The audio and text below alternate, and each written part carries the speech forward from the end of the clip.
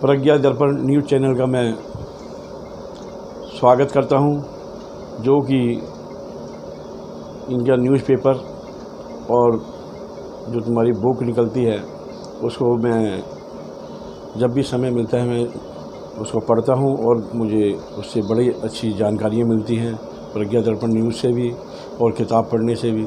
मैं प्रज्ञा दर्पण news channel को बहुत बहुत साधुवाद देता हूं और बाबा साहब अम्बेडकर भगवान बुद्ध के चरणों में यही दुआ मांगता हूं कि प्रज्ञा न्यूज़ चैनल अपनी बड़ी ऊंचाइयों पर जाए और समाज का लिए अच्छी अच्छी खबरें दिखाते रहें। जो हमारे समाज के अंदर दुर्दशा हो रही है उसको बड़ा चढ़ा के नहीं, जेन्युइन तरह से दिखाई जाए। हम आपसे यही विश्वास करते हैं और आपको विश्वास दिलाते हैं कि आप समाज के लिए अच्छा न्यूज़ चैनल में सहयोग करेंगे और हम भी आपके साथ हैं। जय भीम।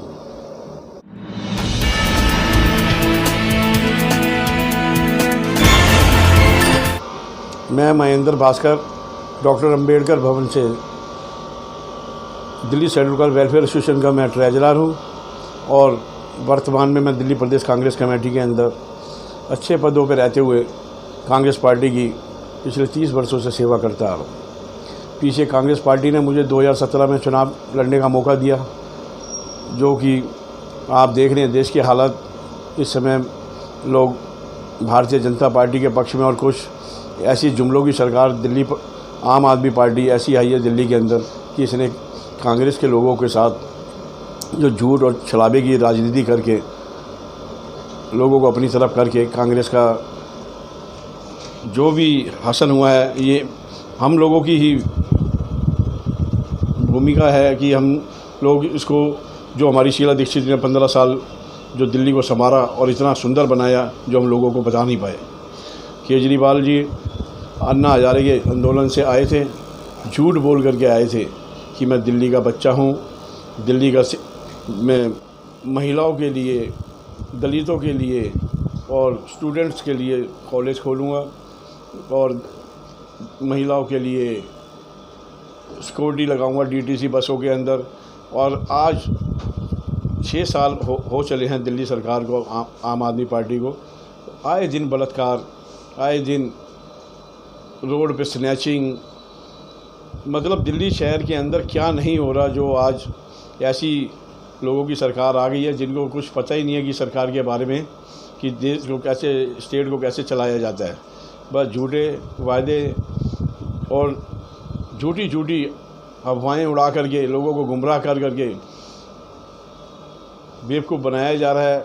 और ऐसे ही हमारे केंद्र में बैठे नरेंद्र मोदी जी मंदिर मस्जिद के नाम के ऊपर हर वर्ग को आपस में एक दूसरे से लड़ाते हुए इस कोरोना महामारी के अंदर भी देश में कम से कम 40,000 लोगों की जानें चली गई हैं। वो अपने राम मंदिर के उद्घाटन के चक्कर में लगे हैं।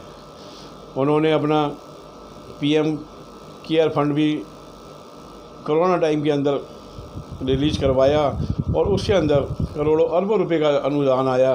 उसका कोई जवाब सवाल नहीं है कि अगर उसी पैसे से लोगों के दिलों के अंदर एक जगह बनानी थी तो इनको एक हॉस्पिटल ऐसा बना के देना चाहिए था जिससे कि लोगों को लगता है कि इन्होंने कोरोना के लिए एक स्पेशल हॉस्पिटल के लिए नींव रखी है।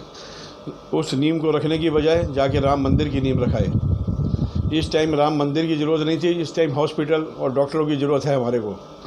रोज़ आए दिन आज भी 50,000 लोग, कभी 60,000 लोग रोज़ संक्रमित हो रहे हैं इस कोरोना से, महामारी से।